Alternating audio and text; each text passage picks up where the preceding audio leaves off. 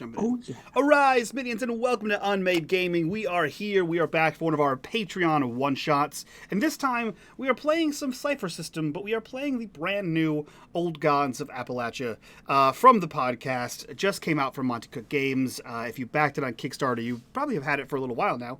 And I think you can actually buy it now, or at least it's on BackKit. Either way, it's out there. You should go check it out.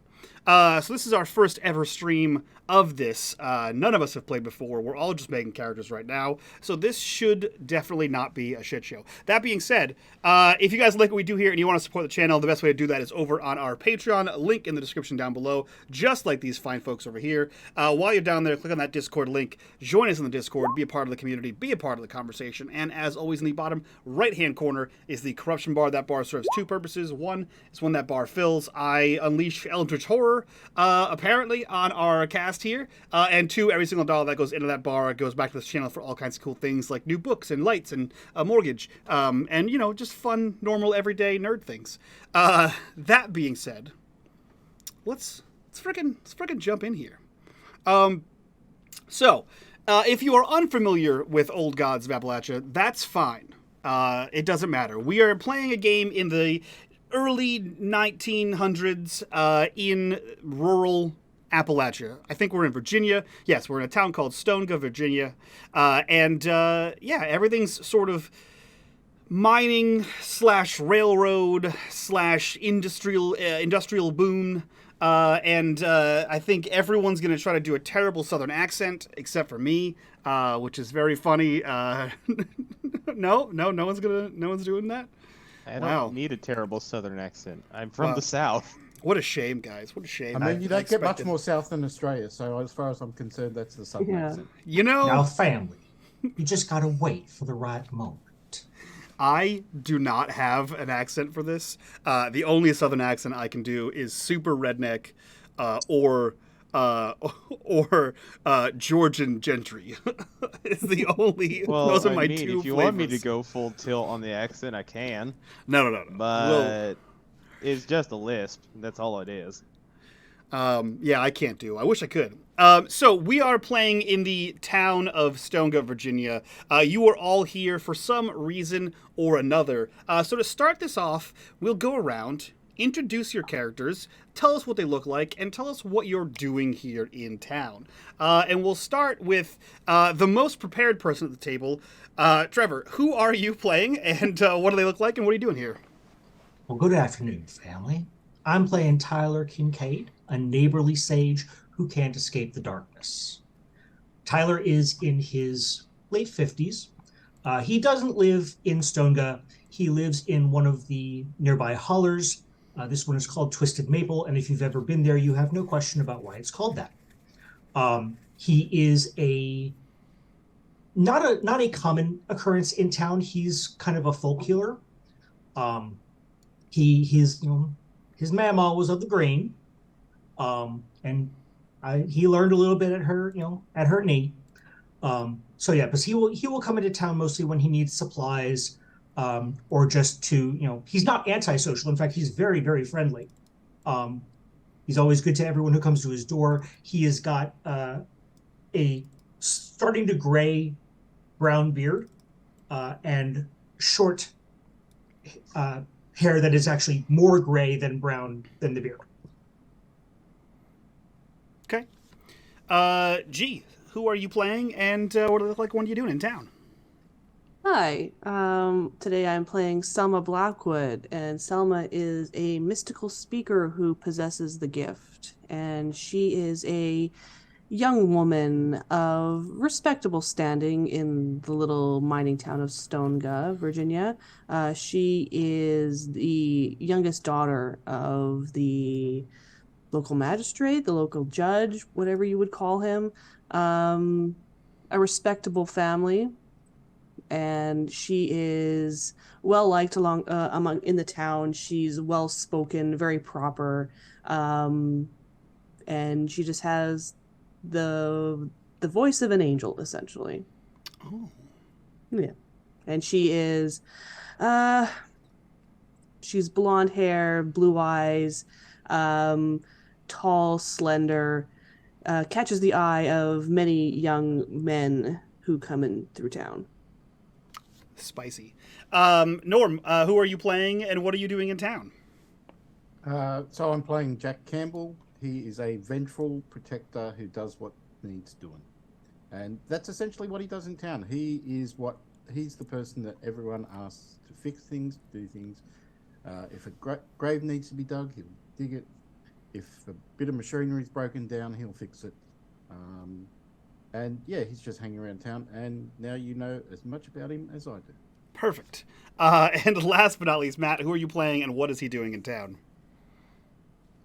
I'm playing Rodin Meyer, and he's come up to Virginia from his whole home in Kentucky, and he's finding a job for the local mining corporation, and he goes around the various hills and woods looking for signs of precious ores, metals, what have you. Okay. So he's used to the woods. Perfect. Well, the four of you find yourselves here in Stonga on a joyous occasion. There is whether you knew it or not, whether you just sort of showed up, the Jack and Selma, you are from here, so this is a thing you've been looking forward to. There's a bit of a celebration in town. No real holiday here. It's just one of those kind of days in the hot summer. It's a cause for celebration. There is music. There is food. Everyone who's everyone is out here at the town center. And therefore, you are everyone who's everyone. All four of you make your way here to the town center, where you hear music playing, band setting up, fiddles going, banjos are strumming, some jugs are being hooted into, and Some spoons. some spoons are being played.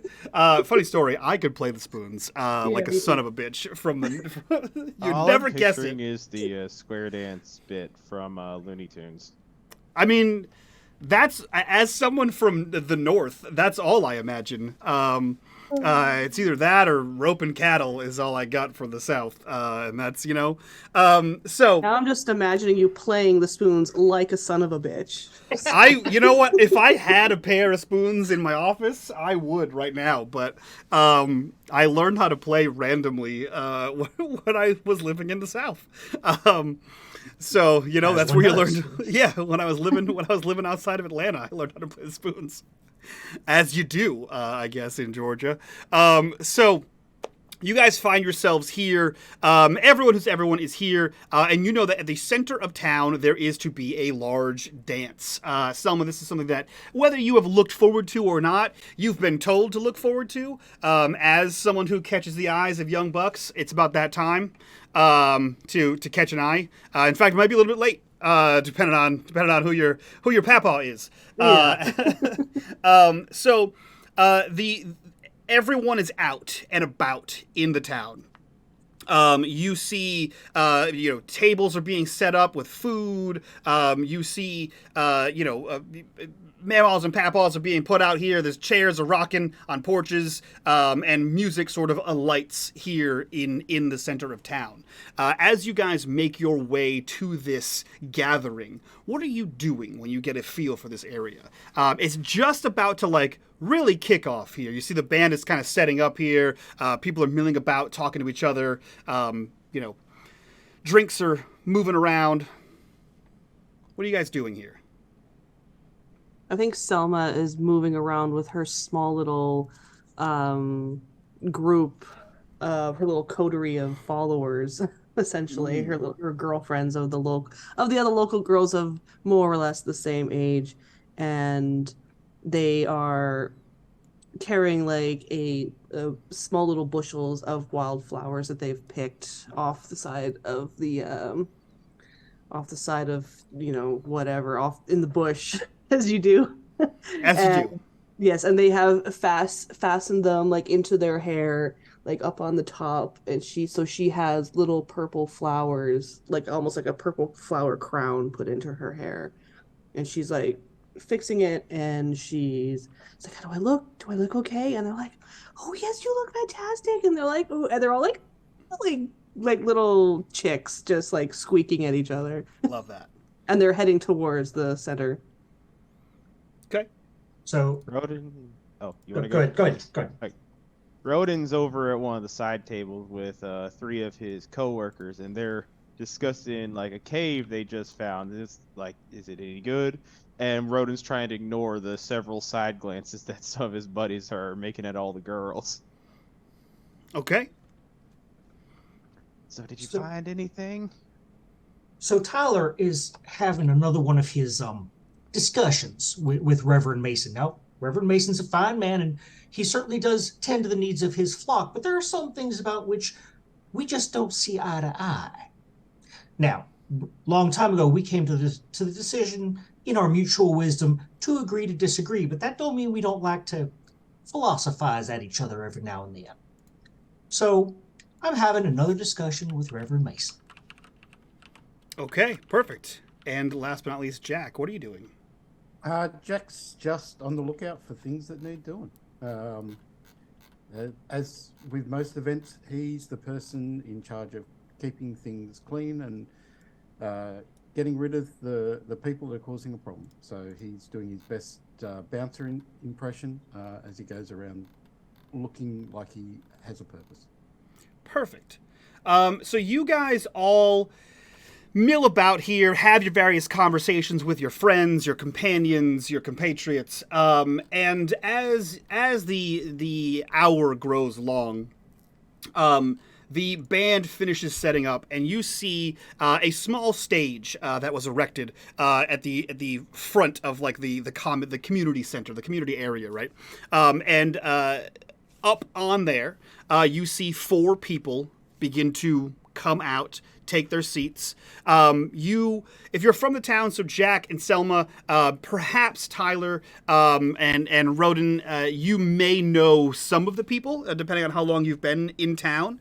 You know that there are 4 people here on stage. One is Lenny Reeves, one is Effie Thomas, one is Aurelia Norman, and one is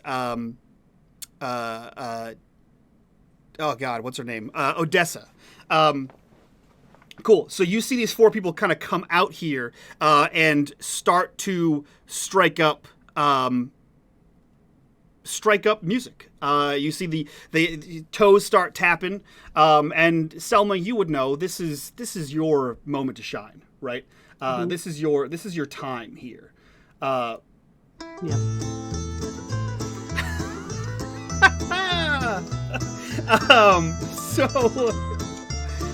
This is your time to shine, as it were. There are some awkward glances from the gentlemen, the available bachelors here in town. Some of your friends titter between themselves and point to different young gentlemen in the town. And sure enough, people begin to pair up and start to dance.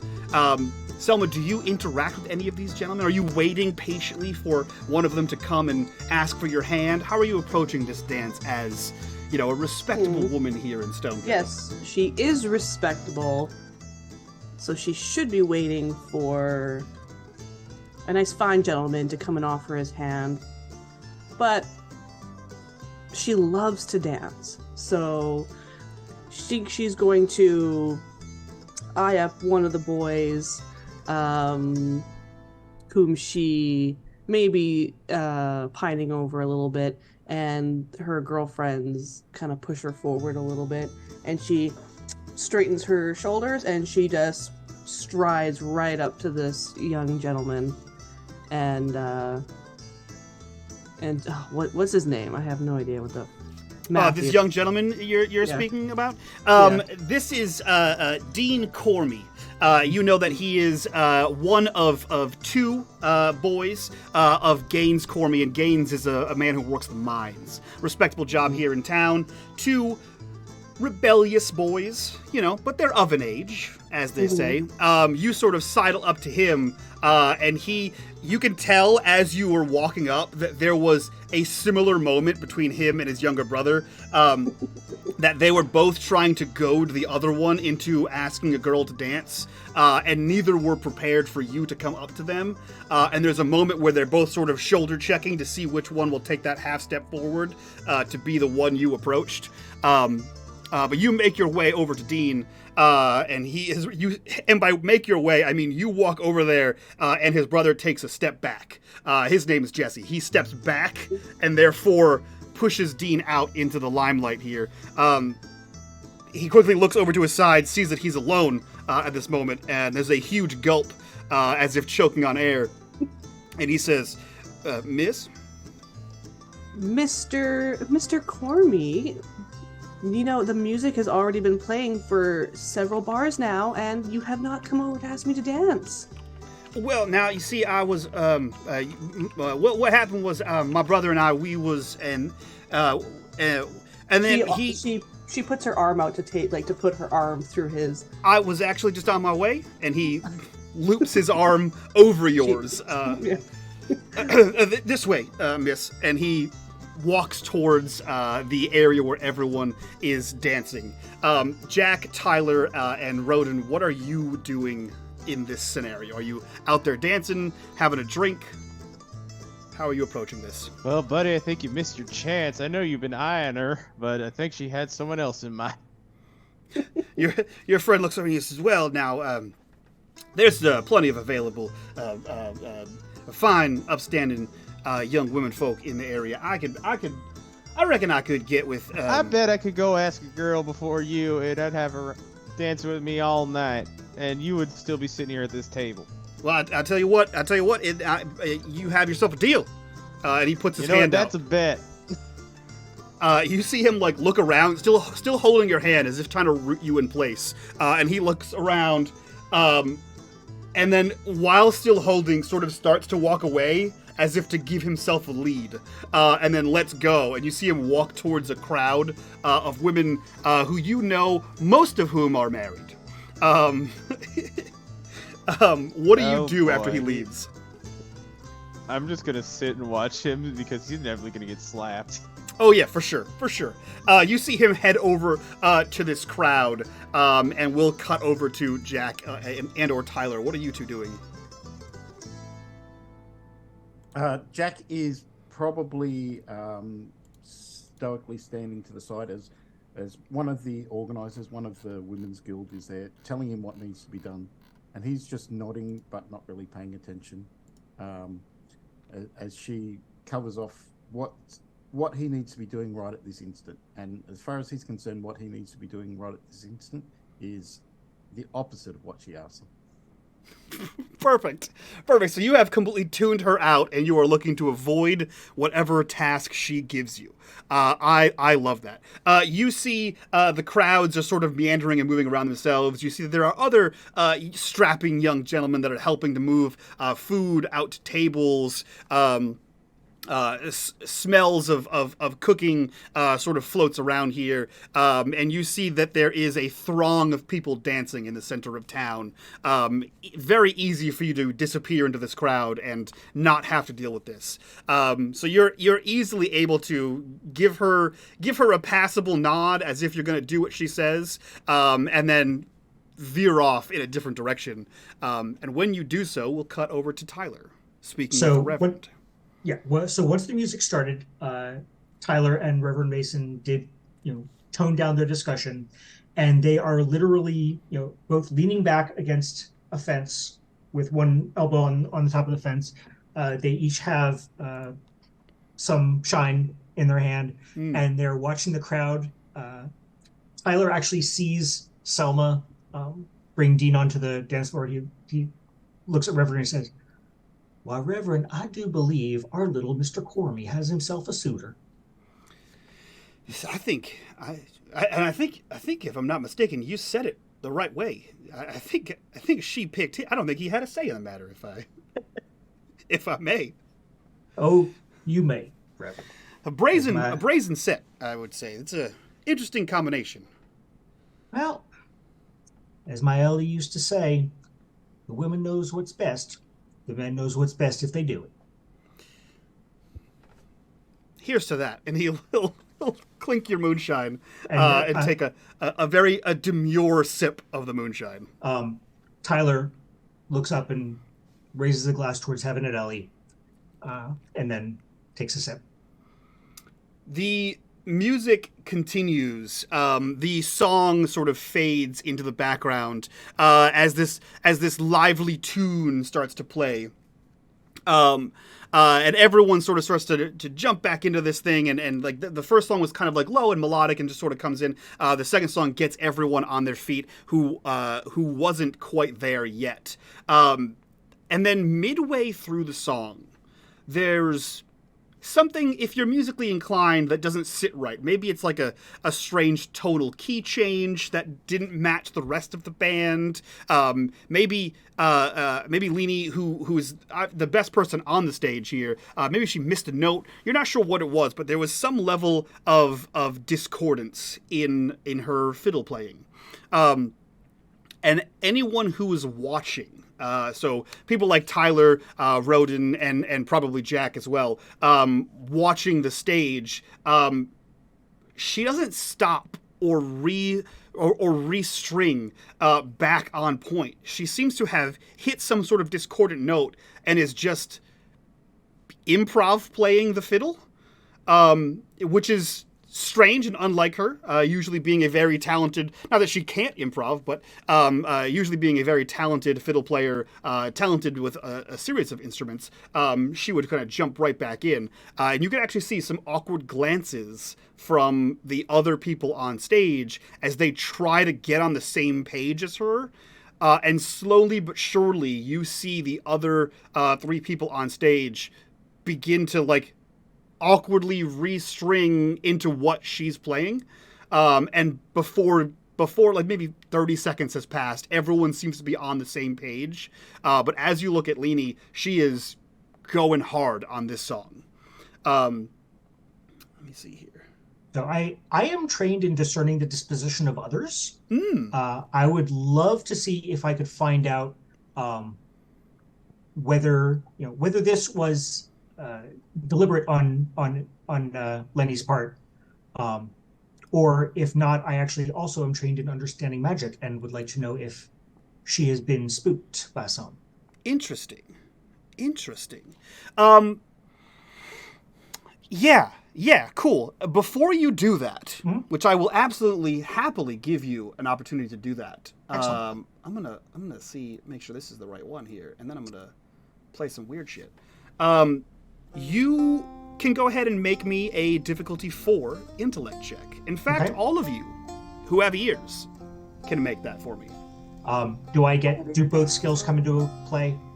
Do both skills? This is a difficulty 4 intellect defense check. Okay. Yeah. So unless you have anything that would add to intellect defense, then you would not.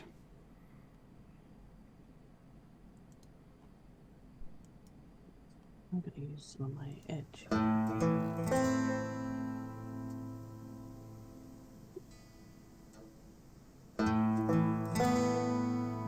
Okay, everyone succeeds, and Rodin succeeds with a natural 20. Outstanding.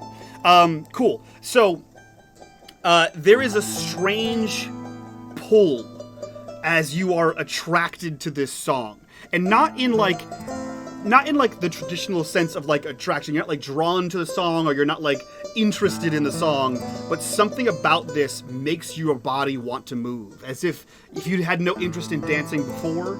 You now have an interest in dancing, for whatever reason. You have an interest to tap along, you have an interest to snap along, clap along. Something about this pulls you into participating in this song.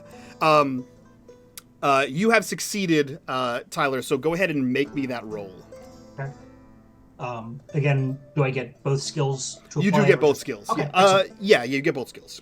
Okay, so that will be 4 trained in 1. I'm not going to put any effort into it, but I'm counting the other skill as an asset.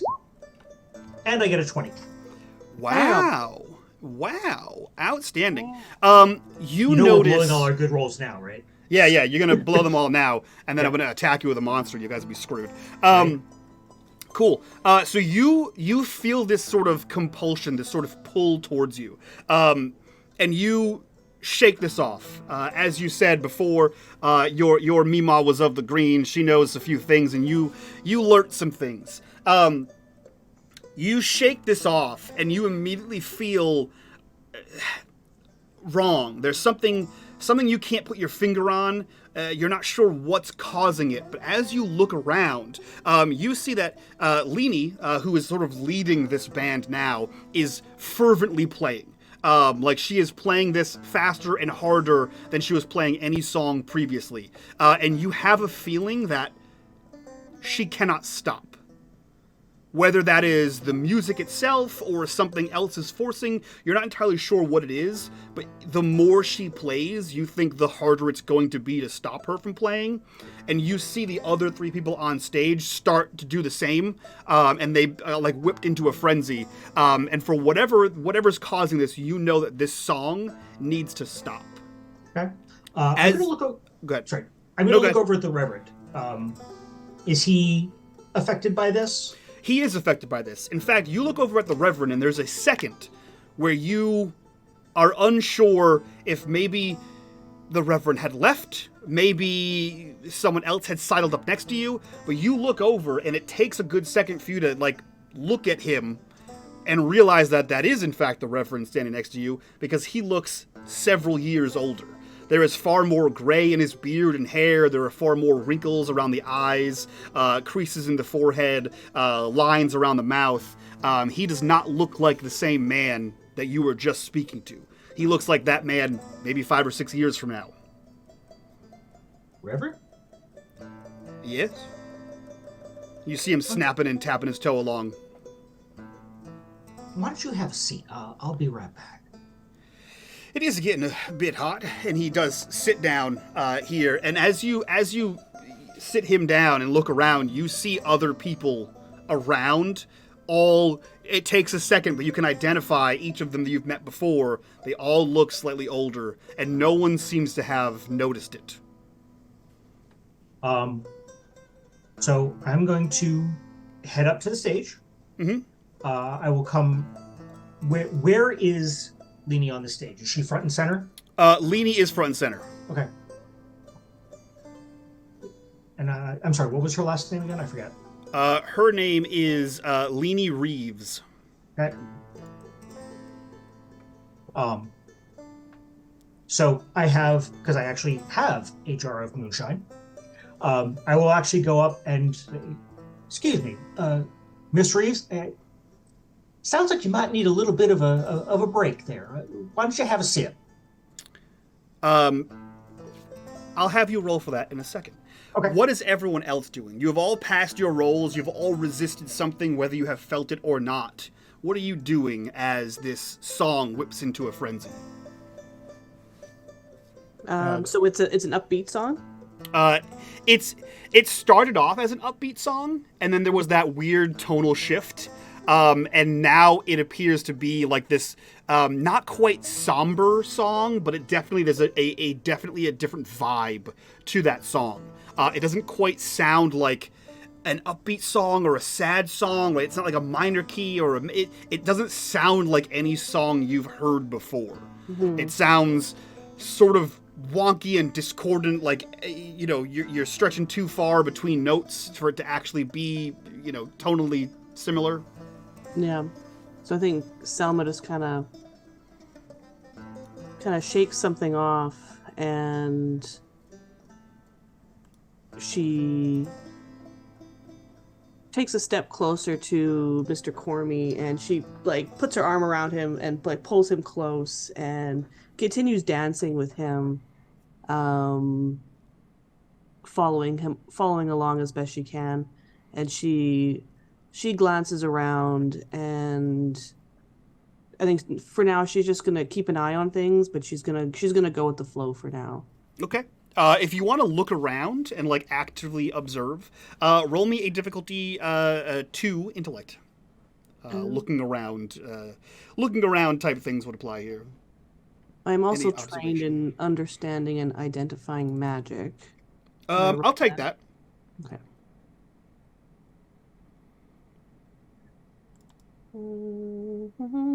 Success. Okay. Yeah, you two notice something off here. What it is, you're not entirely sure, but you look around and there's something strange going at play. Like you pulled in Dean, and you look around at other people, and you see that they're still dancing, but in this weird kind of like slow, almost macabre jaunt. There's like a lot of swaying. It's like a middle school dance where you gotta leave one foot for Jesus, and there's sort of that rocking back and forth kind of thing. How is he behaving? Does he seem like he's in a trance or something like that? He doesn't seem like he's in a trance, but he does seem a little bit more stiff. Not exactly like robotic, right? But like like a middle school dance. He seems like as if he got off the couch in his 30s. There's a little bit of a creak to his moves, as it were. Okay. Yeah, so he's a little bit slower. The moves aren't as fluid as they were. And if you stop and look at him, there's some gray around the temples. There's a few white hairs in what made for a little bit of a beard he was sort of going on here. So he does look at least a little older than you thought he was when you grabbed his hand for a dance. Mm-hmm. Yeah, she just says quietly, it's like, my, Mr. Cormie, what do we have here? And she will playfully kind of just like against his cheek. You can tell he has no idea what you're talking about, and he puts his hand up to yours and just sort of like presses his hand into his cheek like he thinks you're being cute and romantic. Mm-hmm. And you can see that there are a little bit more wrinkles on like the back of his hand as well. So while you're still in the throes of girlhood dancing, what are the other two doing? In his role as General Dog's Body and Bouncer, Jack spots Tyler heading up to the stage. And he knows Tyler's fairly innocuous, but he definitely shouldn't be on the stage. So he will start making his way towards the stage in case Tyler's there for any shenanigans. Okay, perfect. I love that. We'll have you guys meet together. And Rodin, what are you doing? Rodin, this basically kind of starts muttering himself. This music's getting too somber. It's kind of killing the mood. So he eyes Jack leaving the door, and he's gonna take a bottle of Coke and a cigarette and go outside the door and step outside. Okay. You are out. The whole event is outside, right? It's a hot summer day. So essentially, you are in the center of town, like the town square. He's going to step on like the outskirts of the venue. Sure. Okay. So you basically go between two houses, or a house and a building, to like a sort of alley kind of thing. The music still carries, and you see everyone is rapt attention in the center of town here. We'll cut over to Jack and Tyler. Tyler, you just offered a beverage to Miss Leaney. Roll me. This is going to be a difficulty 4 intellect, a manipulation, a sort of, you're trying to talk her down, so a charm of some kind. Pleasant social interaction, perhaps? It is a pleasant social interaction. At least you're attempting one. Yeah.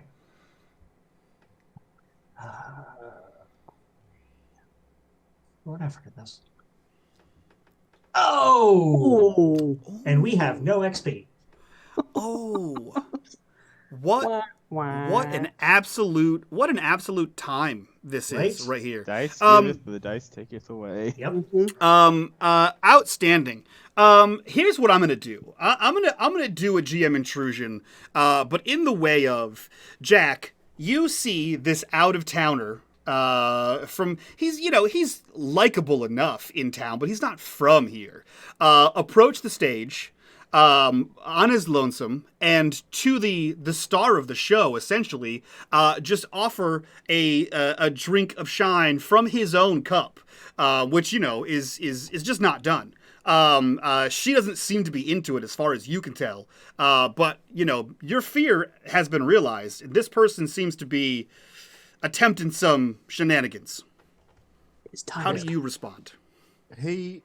Jack basically walks up, approaching, and as he notices Tyler kind of forcing a drink down the musician's throat, he literally just grabs him by the scruff of the neck and just yanks him back. So that's the intrusion. Is Okay. Jack perceived you as being far more aggressive with that drink than you actually were. So you get yanked backwards. Oh. Some of the shine spills over the mason jar and out, ruining some good booze as he pulls you away from the stage. Now, Mr. Campbell, I do believe that I do believe there's been some sort of misunderstanding here. What can I do for you for? Master Kincaid, unless you plan on using that jug to make music, I don't think you need to be on the stage. Oh, I wasn't on the stage, sir. Not trying to argue with you. Just seems that our musical entertainment up there is getting a little intense, don't you think? I think some people might be having a bit of an adverse reaction to it. So I thought, why not just give her a little something to let her take a break? No harm in that, rat. He's Sounds in so the middle of a sketch. set. Maybe you want to wait until the break.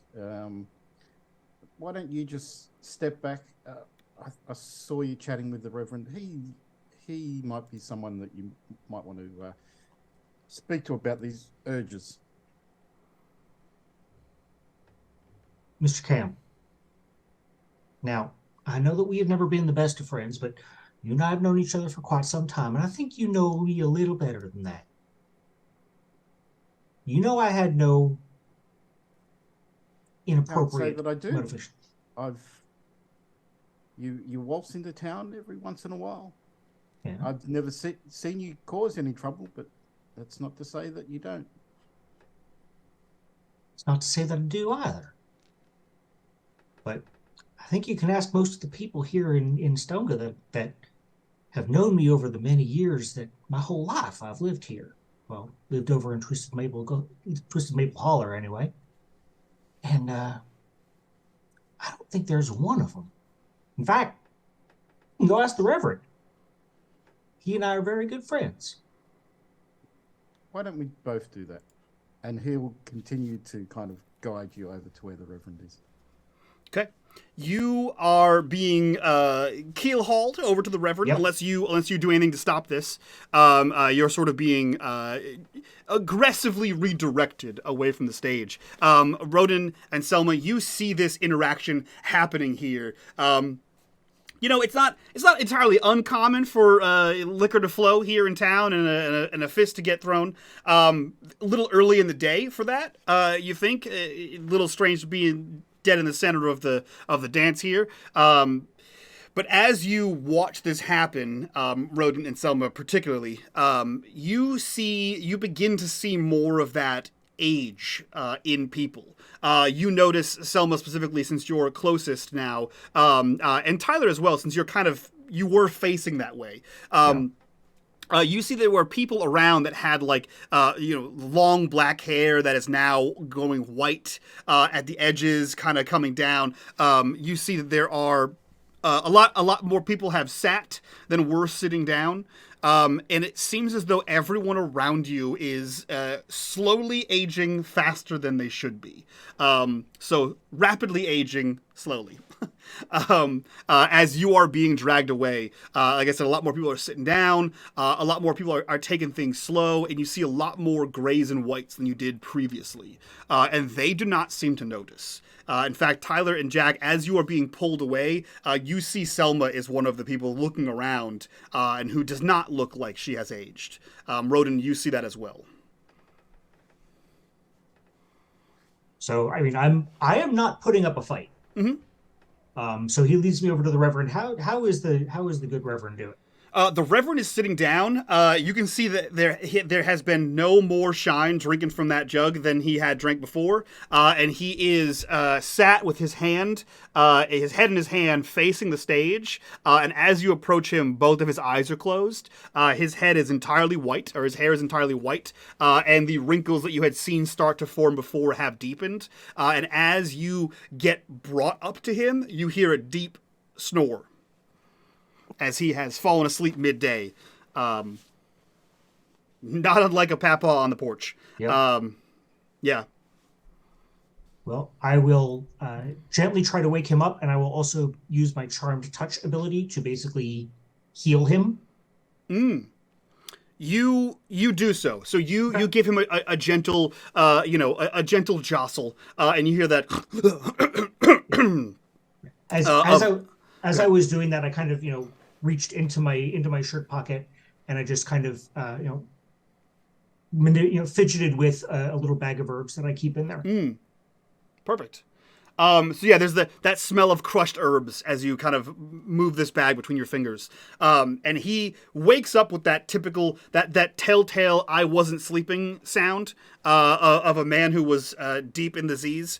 And he wakes up and sort of looks over at you and he says, it's getting on in the day." Sun's still pretty high as I see it. You all right, Reverend? Oh, perhaps it is the perhaps it is the drink. Usually I usually stick to the sacrament, and this is a bit stronger. I dare say. You can Can't see hold. that beyond the sip he took with you, that's probably all of it he's had. I'd ask if you couldn't hold your liquor like you used to, but I think used to was about 5 minutes ago. That just seems off to me. 5 minutes ago, we've been here for quite some time. No, We have. well, If you're this tired, Reverend, I know it is the festival, but perhaps you best go home and lie down. Have yourself a little nap. you know, You'll feel better. I do think that may be best. Thanks. Perhaps I'm coming down with something. And he sort of he goes to like put his hands down and lift up, and you can hear a couple of cracks and knees as he does so.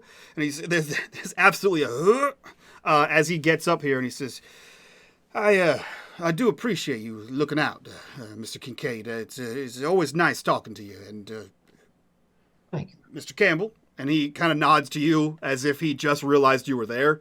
And he gives a nod and starts to turn away. And you see that as he does so, he's placing his hand on the top of this picnic table and sort of using that to like walk along. And you see him like pass by a chair and he'll put his hand and kind of lean heavy on the chair and then another chair as he makes his way from table to table outside of this like courtyard. No, I turn back to Jack now, Mr. Campbell. I believe our Reverend may be in need of a little bit of assistance, so I'll tell you what. Because I know that you are a guy who does what needs doing, right?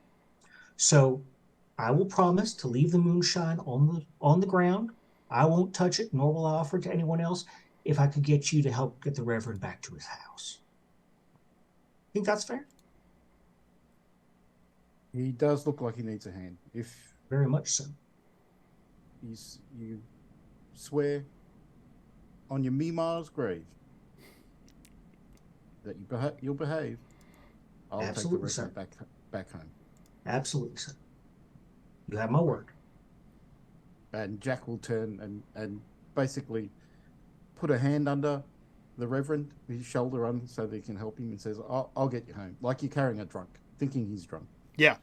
He looks through. He says, "Oh, I think I can manage, but I do appreciate it." And it's like a what felt like it could have been a strong pat on the back, but it's definitely a gentle tap as you kind of take him like a drunk back towards the rectory, which is 3 doors down. You'll be in and out of there in a 5 minutes, maybe less. We'll cut back. Rodin and Selma, what are you doing as you see this sort of scene unfold? The Reverend gets up and is escorted home as if he's a drunk, which you both know. Well, at least Selma, you know that is a little strange. He's not really a drinker, let alone a drunk. What are you two doing? Go ahead, Rodin. Oh, that Reverend, bless his heart. Was he that old? What? I don't remember being that age. I guess I'll go see if something's wrong. Figure out what's going on these days. Ugh. And Rodin takes one last huff of his cigarette, just throws it on the ground and steps on it to make sure it burns out, and walks back into the venue.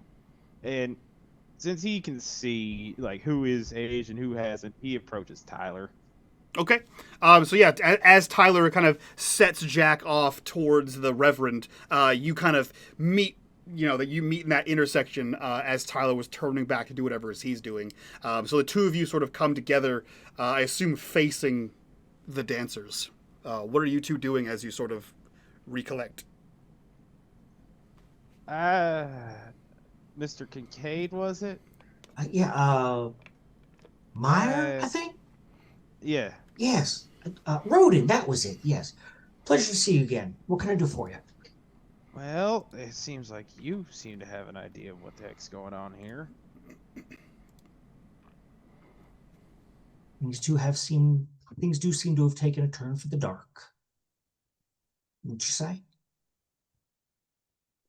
I don't know. Is this a common goings on here? I just moved here last week. No.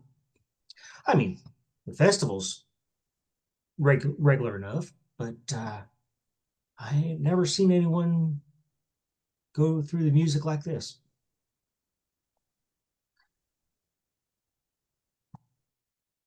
So what are you thinking then? I saw you getting up near the stage. I figured maybe if I could get Miss Lee there to take a break, it might help the situation. I mean, I did give my word to Jack that I wouldn't get in any more trouble, but let's see. And I'm going to reach out to one of the various people that I know in town, and I'm going to use my karma ability. This says, sometimes people just help you out in return. To gain the aid of someone, you must use a 1 action, 10 minutes, or 1 hour recovery roll without gaining its benefit, and the GM determines the nature of the aid you gain. Usually their act of kindness isn't enough to turn a bad situation completely around, but it might moderate a bad situation and lead to new opportunities. Interesting. Okay. Are you letting me pick the NPC here? Yeah. But my intention is to have someone go up to... preferably someone else who hasn't aged, but if it's just the four of us, then we'll do what needs to be done. To go up and try to distract at this point any of the musicians and see what they can do to get the music to stop. Okay, interesting. Okay, cool. So here's what I'm gonna do. I'm gonna play off that nat 20 you had earlier. I'm gonna give you a little combination of this. You look around, figuring out who to ask here. Unfortunately, everyone seems to be caught up in this sort of thrall, other than yourself, Rodin, Jack, Selma, and as you scan the crowd, one additional person. But you didn't notice them at first because they're already gray in the years. You see a town mama. She is a well-respected woman of the town, wizened in her years, and someone that your grandmother has mentioned before. Yeah. And this is Miss Odessa Winburn Malloy. She is known as Miss Odessa to everyone else in town, and she is everyone's granny.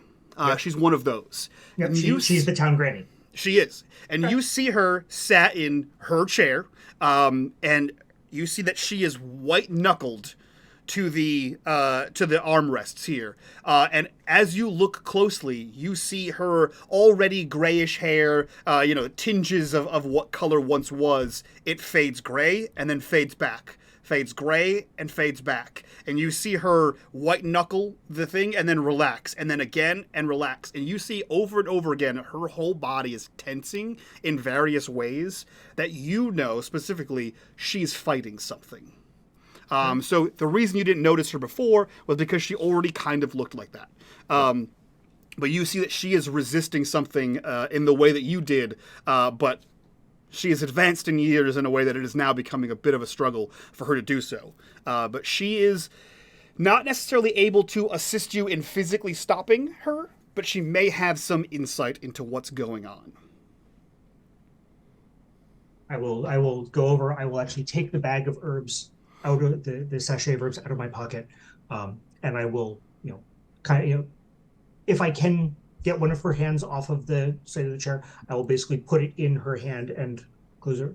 Now, Miss Odessa, I think this. I take it that you also believe that this is strange.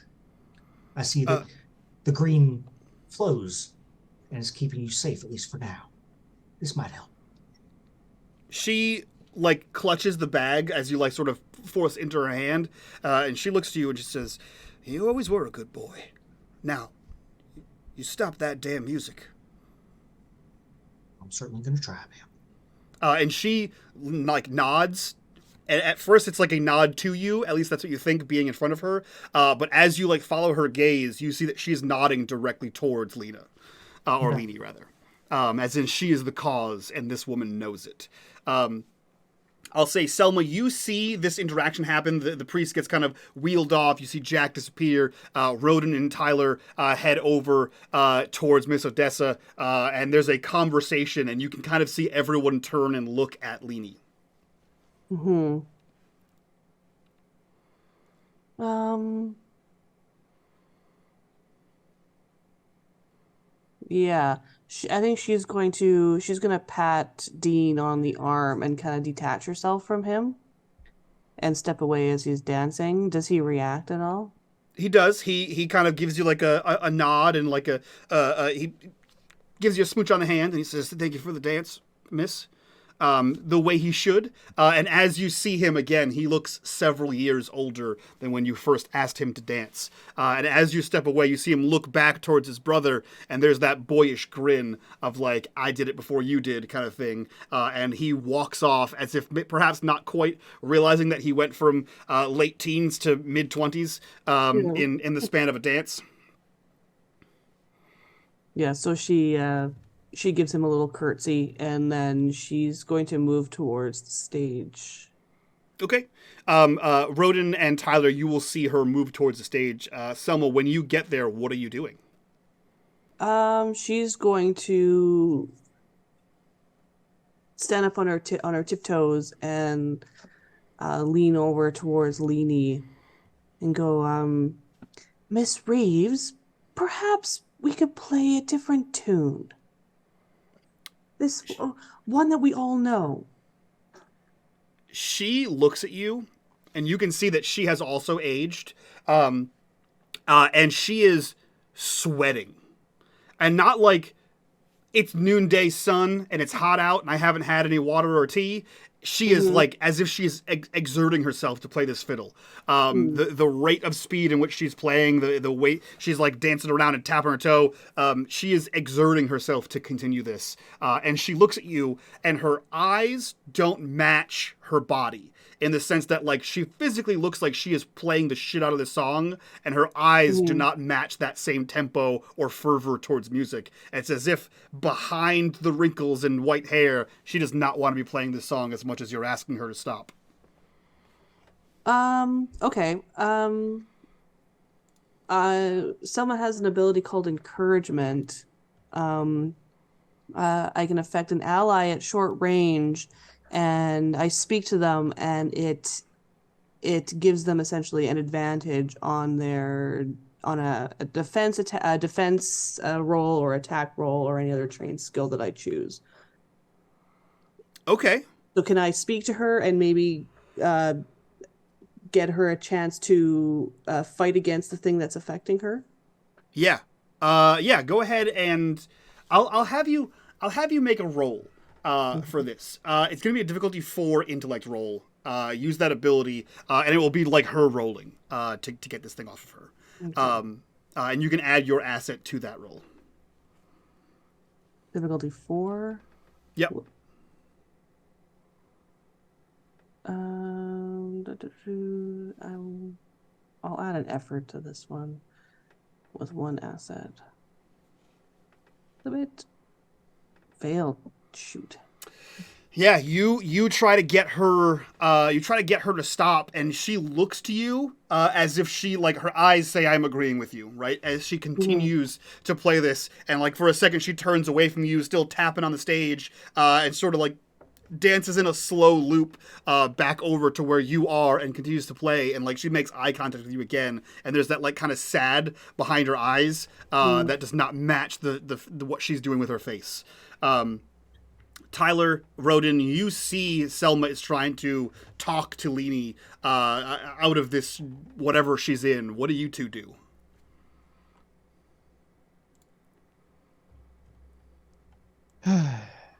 So I look back towards the Reverend's house. Where is Jack? Jack has just closed the door and is literally about to turn back and would be in full sight of you approaching the stage if that's what you do. Okay.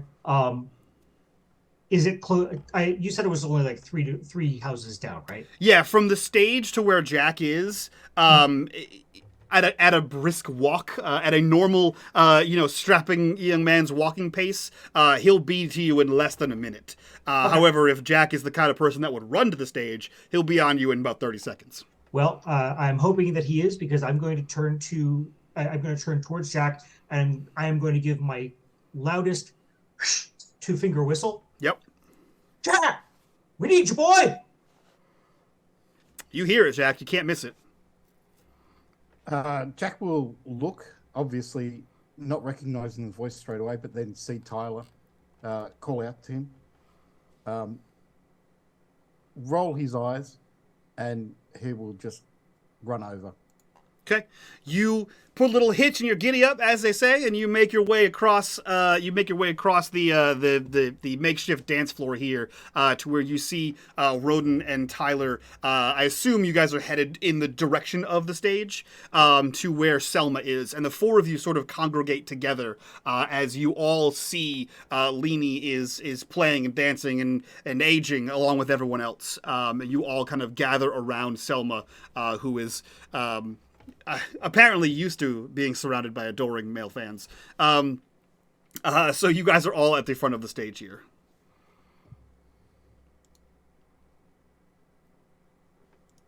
I will turn to Jack. Now, you may not know me as well as some other folk in this town, but I think you can tell me. You look at her and you tell me that ain't strange. I think we need to get that fiddle away from her. Jack will look up at Leanie.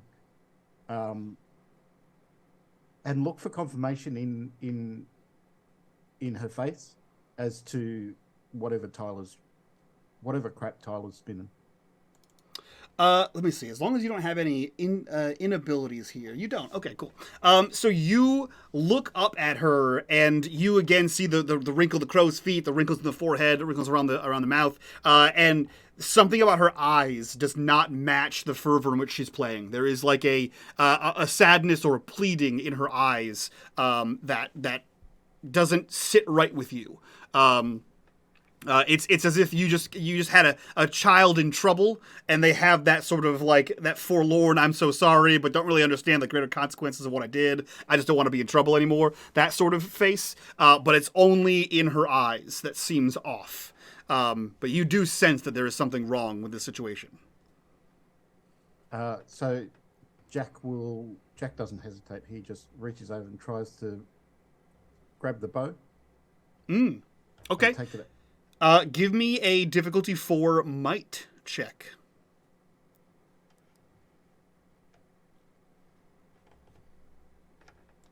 If anyone wants to assist, they can give him an asset. If anyone else wants to grab onto something. I will happily give him an asset for this. Okay. So you'll also grab onto something here, and Jack, you can have an asset for this.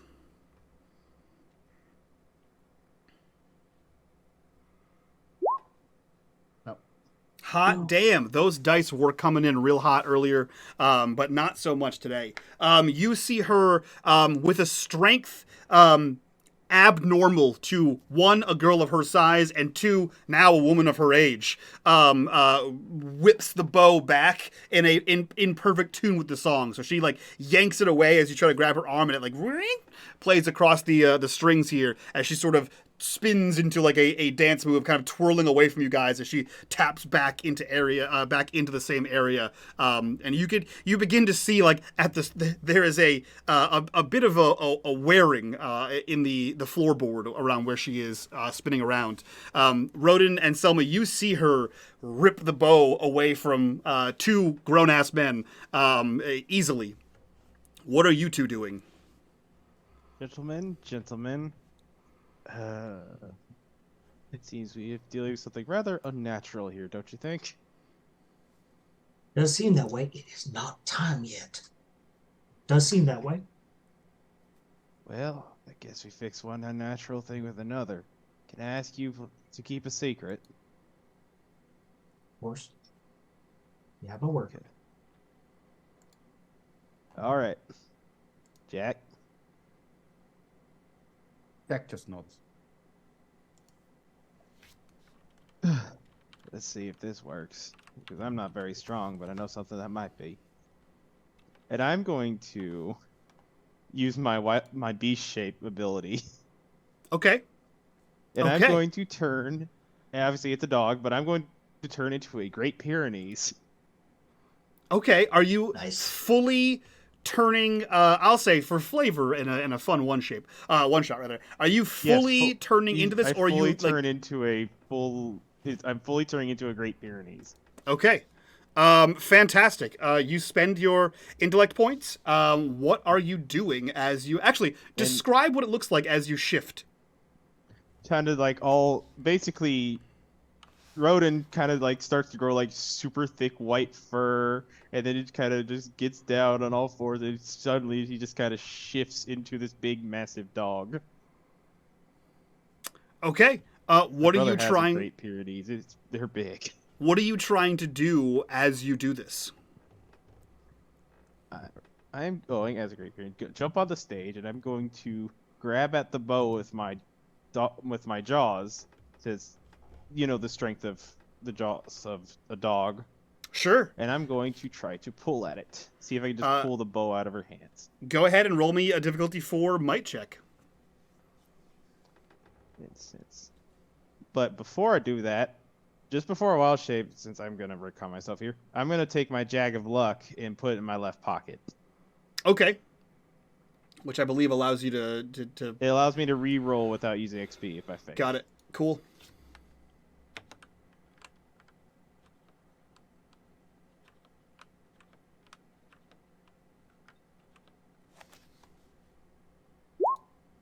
All right, that's a fail. Would you like to re-roll with that luck? Yes. Go for it.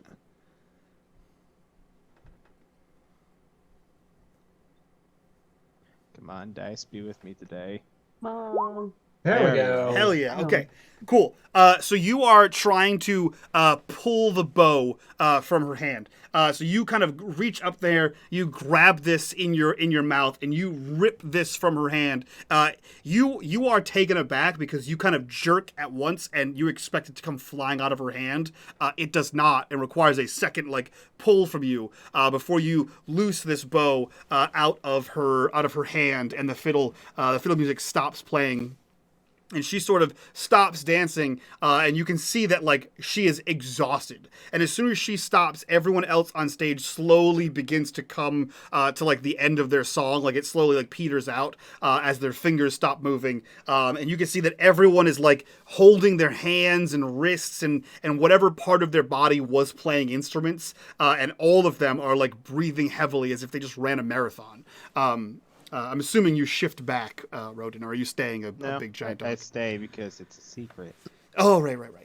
You stay a big giant dog. Rodin takes the bow and walks behind the stage and just puts it on a shelf. That's okay. So you drop the bow behind stage, leaving Jack, Tyler, and Selma here as Leanie sort of almost comes to, and she looks to all of you, and you now see the rest of her body sort of deflate and match the eyes that you were seeing before. She looks very confused and goes to take a step towards the edge of the stage or towards the stairs to get off, and she just collapses, not in a dramatic it's just her knees buckle. Yep. And she hits the stage on her ass, and she is panting as everyone else, you see several people from the stage, from the dance floor, all sort of get up to her, and anyone paying attention notices that everyone moves slower, and we'll say, Rodin, because you're a dog, you hear several cracks of bones in knees and backs and arms as everyone stiffly moves to help Leanie here. What are the three of you at center stage doing? So as soon as Tyler sees her start to collapse, he is on his way over, and he will. So he left the bag of herbs with Miss Odessa, but he's just going to kind of look over to her and take Leanie. I basically got her, got my arm around her shoulders, and I will once again use my charmed touch to try to heal. You get her up and like ambulatory, and you help her off the stage and to whatever like is the nearest seat. You can tell she is physically exhausted. You relieve some of that, but your touch does not revert any of the age that was done to her.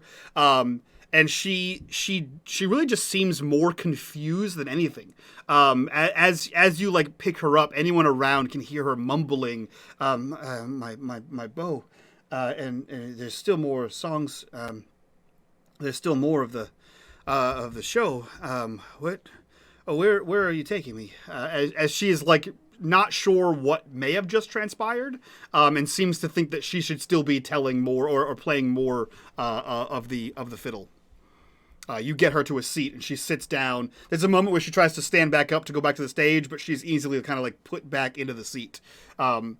You see that everyone else around has that same sort of effect, as in they are, there is a little bit of confusion going around. You see that anyone who is on stage, their like hands are shaking in a way that like they're physically exhausted from whatever just happened. And you see as the music stops, something sort of washes over people, and everyone seems to be moving somewhat slower, somewhat more aged, as they all try to figure out what just happened. It's like they weren't able to exactly perceive what was going on. And then now you start to see that like fear wash over people as they begin to look around and notice that like not everyone looks the same as they did 10 minutes ago. People are looking older. You see some women like pulling at their hair, and you see like some comes out, some is white. They're concerned about what's happening. So if I can guide Lini in that direction, I'm going to try to get her into a chair in the general direction of Granny Odessa. Okay, sure. And now you stay right there, Miss, and I'll be right back. And I'm going to go over to Odessa and check on her. Okay. We'll come back to that. What is Jack and Selma doing? Jack will look over at Selma and say, take care of Lini, I'll get her some water. And he will head to the nearest well or whatever is, if there's any pitchers of water around. Yeah, there's pitchers. Yep. Yes. Selma will be just standing there, and she's gonna take a deep breath and expel it. And she, while everything has been going on, and this cute fluffy pupper came from nowhere and took the bow out of Lini's hands. She's been surveying the scene, and she's using her mystical sense to see if she can discern something weird has gone on. She wants to see if she can determine where the source is coming from with her mystical sense. Okay. Interesting. Yes. Spend your... Okay, so you're studying the location. Okay, cool. So spend your intellect point. You look around. I assume you kind of move with Lini as she is brought over towards Miss Odessa. You look around. There are traces of something magical in the stage area. There are traces near Miss Odessa, which, you know, having been learned in this sort of thing, not uncommon for you to see. But there are traces on the stage, one of which being the fiddle that Lini was playing, and the rest being parts of people's instruments that are on stage. The thing you notice as noteworthy is all of the wooden instruments have some sort of very minor something magical about them. She's gonna climb up on the stage and ask. Sorry, did Tyler take Lini away? She did. He moved him. He moved her over towards Miss Odessa. Okay, so can I assume that maybe Lini put down her fiddle when she fell? When she fell. Okay, so she's gonna pick up the fiddle and she's gonna study it just to see if there's anything she can glean from it. There is something strange. There is a small area on it with your mystical sense still kind of activated here. There is a small area on it that it's not the entire thing that is emitting magic. It is just that small spot. And as you look closer at this, you're not trained in musical instruments or the repairing of them, but you do see that there is a different sort of grain to the area that was here, meaning that it was recently repaired. There's something, either the seal looks different, like the sealing on the wood looks different, or the wood grain itself looks different, or you can see a slight seam where a wooden patch was made on the fiddle here. But that part is what is emitting some sort of mystical energy. And if you look at the other instruments, they all have something similar, the wooden instruments. Yeah, and she's looking down and she kind of turns back towards Jack and Rodin. Or, sorry, Rodin's not there. Goes to Jack and goes, "It's the instruments." And she's not designating, like, not showing it to him, but she's holding the fiddle and she's just, like, absentmindedly tapping the wooden spot on the thing. It's like, tuk, tuk, tuk. It's like, it's the instruments. Woof. What a good boy! Rodin, gives him a really Rodin's scruff. big Pyrenees face appears from backstage next to Selma. Woof. Yeah. She Look, gives him a hat. If I wanted to spend effort, I could actually talk, but didn't, so. I love that. You come back around, and Jack, you see, you kind of return with the water. You have to pass by the stage to get to where Leanie would be, as you see Selma kind of absentmindedly holding the bow, or not the bow, rather, the fiddle, and saying it's the instruments. Jack knows bits about carpentry and all that sort of thing. So, is there anything that jumps out at him? Yeah. Unique? Let's see. Do I have you roll me? What are you trained in here? You have a is that an inability and useful? No, you are trained. Let me see here. You are untrained and useful. Okay. So go ahead and you hands-on experience and are trained and tasked into 3 areas of hands-on skills, such as carrying, running machinery, or electrical repair. Okay. If you're trained in carpentry, you can roll me a carpentry roll. I'll take or a woodworking roll. So that'll be a intellect 4 with an asset for your woodworking skills.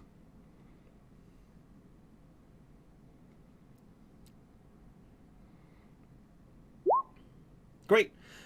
So on a success, you look over the fiddle, and whether you understand exactly what Selma's talking about, you do see that there is that slightly different varnish on one spot, as if it were like patched over. You can sort of move the strings aside, indelicately, and sort of get your hand inside this thing in a certain way that you can feel where the patch was made. This doesn't seem to be nefarious. As far as you can tell, a patch was genuinely needed here. This fiddle was broken, and it was, you assume, recently patched. So if that's the area that Selma is indicating, you do notice that there is a different piece of wood there than was originally. Jack just looks at Selma and says, she's just had it repaired.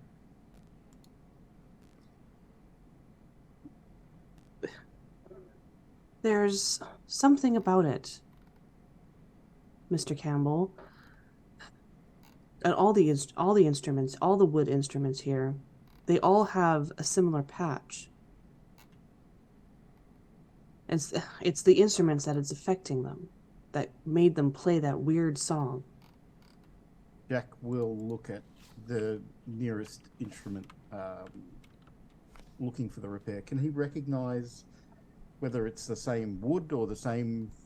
I don't know if you could tell the repair. Yeah, with a success, you beat the score there by at least by 1. You can tell that it is the same patch job.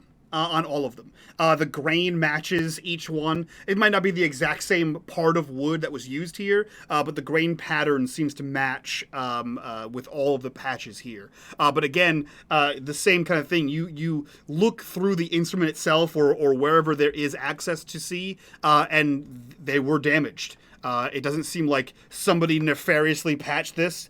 There was a hole there in some capacity before, and now there isn't. So at least in some way, these instruments needed to be patched. Yeah, Jack will just look at Selma. They've all been repaired with the same wood. But things need repairing, otherwise I wouldn't have a job. Well, Another pat.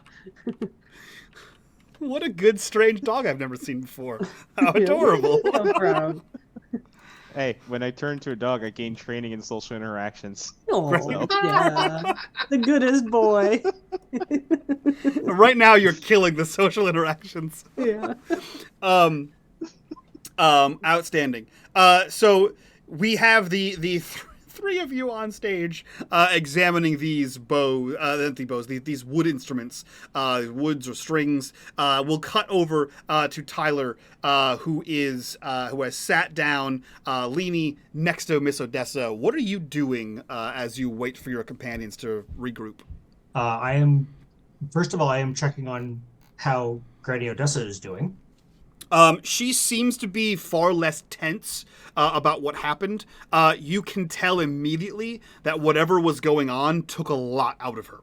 As in, she is going to need quite some rest to recover from the strenuous activity she just put on herself.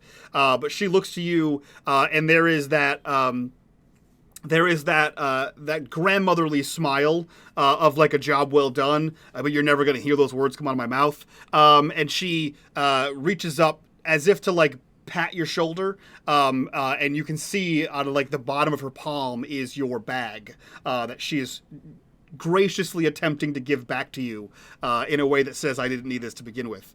You know. Yeah. So she hands that up towards you. Yeah. Ma'am, I hate to be this much of a burden, but I think this young one could probably use a bit of tendon, and I might be able to give you a little assistance with that if you'd like. There is a moment of contention from one, a man thinking he can do her job better than her, and two, from an outsider. But she also realizes that she doesn't have much in her. And she says, she looks to you and says, I could use your help and show you a thing or two. As she tries to spin it to her own story. And she takes your other hand and she places her hand on Leanie. And you can hear her muttering something, things you've heard muttered before, as she attempts to essentially channel the green and offer what healing she can to Leanie. It doesn't manage to regress her age at all, but it does manage to calm her down and sort of ebbs away a little bit of the confusion. And Leanie looks to you and she says, my papa's fiddle. So, just to interject a second, while that Yeah, was going on, I was absolutely using Charmed Touch Yeah. on Odessa to try to, fill the reserves back up. Yeah. That I was assuming it was more of a pass through situation here. So Leanie looks up to you and she says, my papa's fiddle. Don't worry about that, Miss Lady. We'll take care of all that now. You just rest a while. You concentrate on getting your strength back.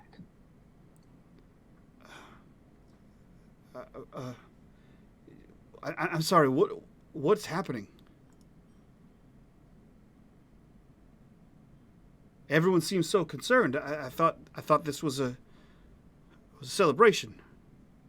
Yes. And, well, I think things got not too excitable for a lot of folk. You certainly seem to be pretty taken out, so I think we all just need a little bit of time to sit and relax. Did we say that we've made our way over? Yeah, if you guys would like to do that, I believe Jack has a Big cup of strange water. dog has Yeah. wandered over. Yeah. And, Go ahead. Selma will be like, I think someone's been doing some magical workings here. And she will show everyone the fiddle. And can we have brought the other instruments over, the wooden ones? I'm assuming there's not like huge like bass like No. Yeah. or something. Yeah. They're all small enough to bring over. Yeah. Okay. There's no upright bass here. Yeah, they're all small enough to bring over and carry these things. She looks to you and she says, I had it repaired. Mind if we ask by who? Yeah. A traveling Luthier. He's oh damn. Bales, Pollard Bales. I recently met him. He was a traveling repairman of instruments, and this is my papa's fiddle, and I felt it time to get repaired, and he seemed to have the skill to do it, and I figured what better time than this this celebration here to break it out. Does that man seem familiar or sound familiar? I guess, is he a regular? No, you've never heard of this man before. Yeah. None of you have. Jack speaks up and says, Miss, could you tell me if the other band members had their musical instruments repaired at the same time? They may have. He came through town a few days ago, I think, and he had mentioned that if anyone needed repairs, that they could go see him, and I did tell the rest of the band if they needed them. I'm not entirely sure if they did, but he's gone now.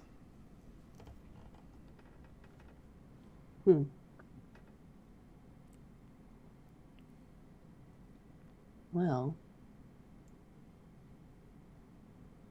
perhaps, Mr. Campbell, can you repatch the instruments? If the repairs aren't any good, you can just remove them and add in a new repair, a new patch job. Miss Black. I don't know. I'm sorry, Mr. Campbell. Please continue. I was just going to say, I don't know anything about music could do a good job or not, but I certainly could try. Miss Blackwood, your daddy's the magistrate, right? Yes, sir. Well, can't imagine that anyone like our Mr. Bales, was it? Could come into town like this and not have the magistrate know about it. Maybe, if you don't mind, you might ask your daddy when he left which way he was going. Yes, I assume so. I could ask him. And she looks around. You mean to catch up with this man?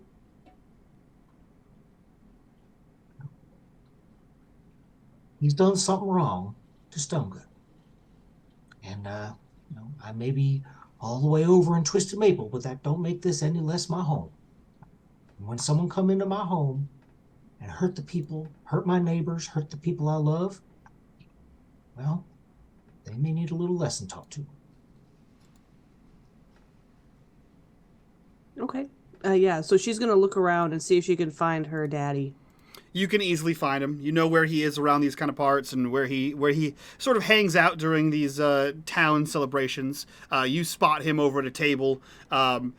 He has a group of other men of a similar age around him, and they all seem a bit more gray in the temples than they were prior. They seem a bit more winded than they were prior. But you do locate him. Yeah, so she'll wander over.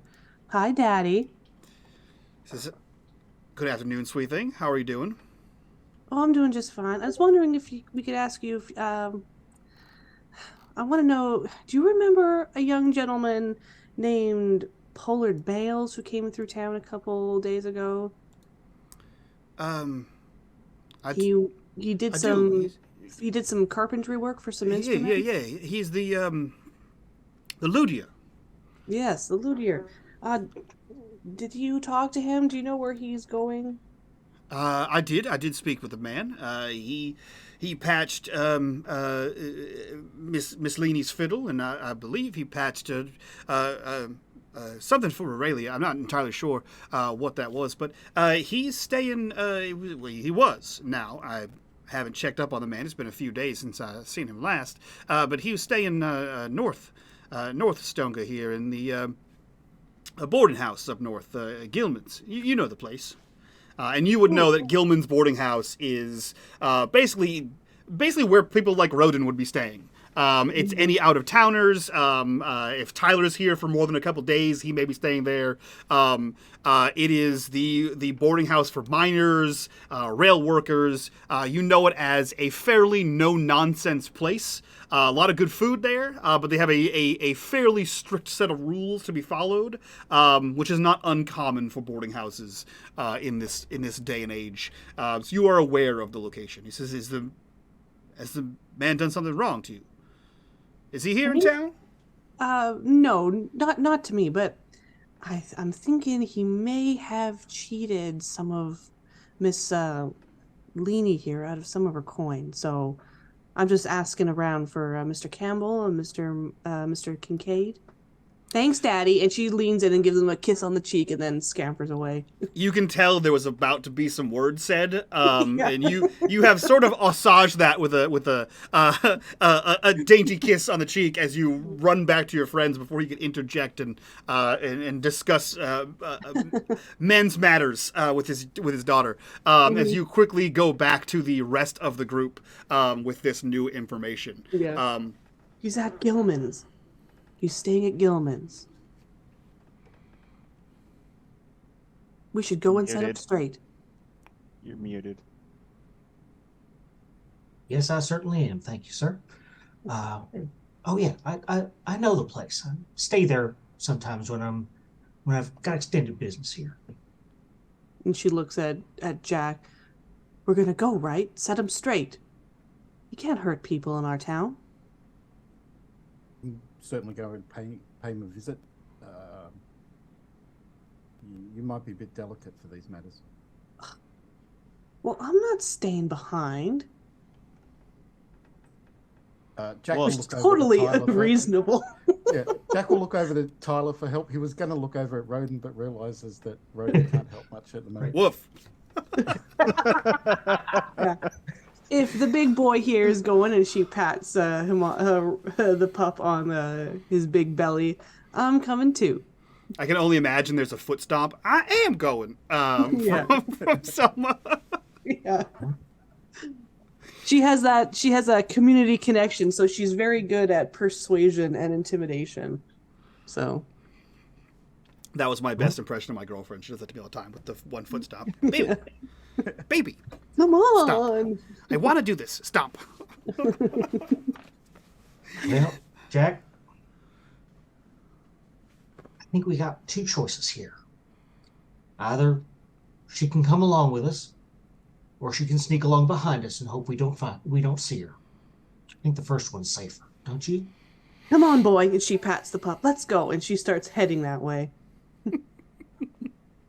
Jack looks at Tyler. It does seem like an easier way to keep an eye on her if she's in front of us. Now, Miss Blackwood, I did not say anything about you leading the way. And I go. She's run already off. 10, 15 paces Yep. ahead. As you all catch up here, Tyler, you've stayed here before. Rodin, you may be staying here currently. On the way there, the dog suddenly disappears into a cheap magic trick puff of smoke, and Rodin appears Perfect. laughing out of it.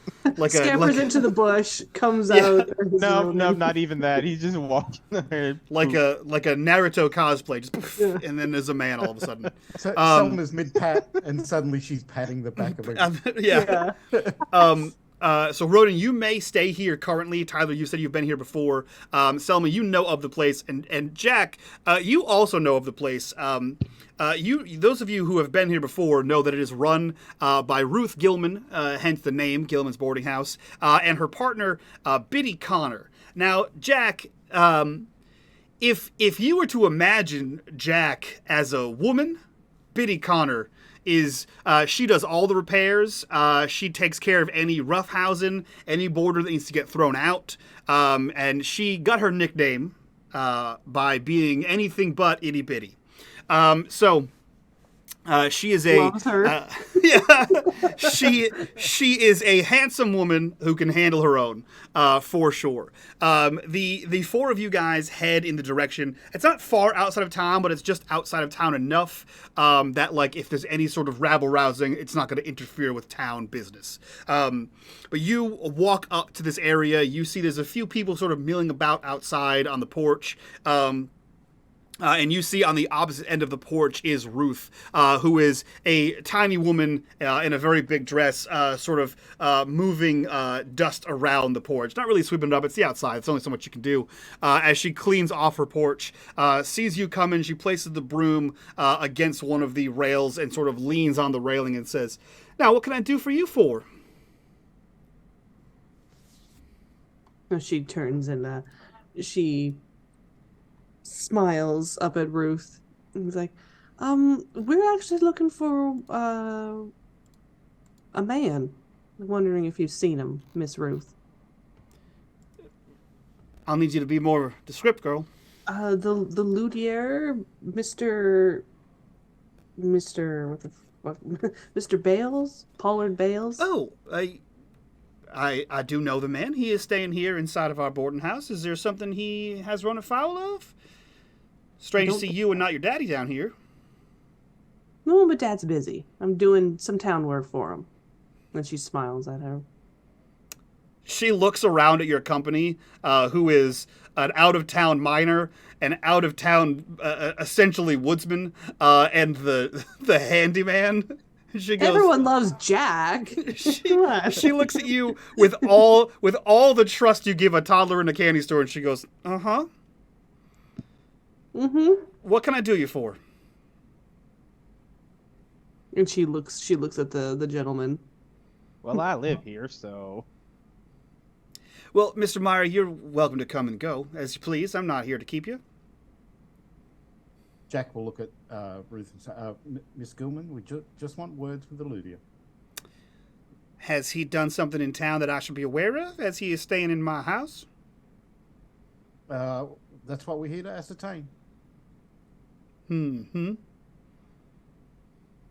Can I use my community connection to get her to back off a little bit? Ooh, interesting. I'm trained in persuasion and intimidation. Yeah. Interesting enough, I also have an unnerving aura, Okay. which makes me untrained in charm and deception. So Okay. Okay.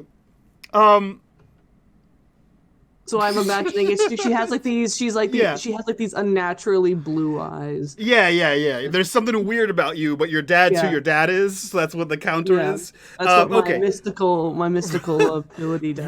Roll me a level 2 intelligence. I'll just say level 2 intelligence because it cancels out your negative charm plus your family connections cancel each other out.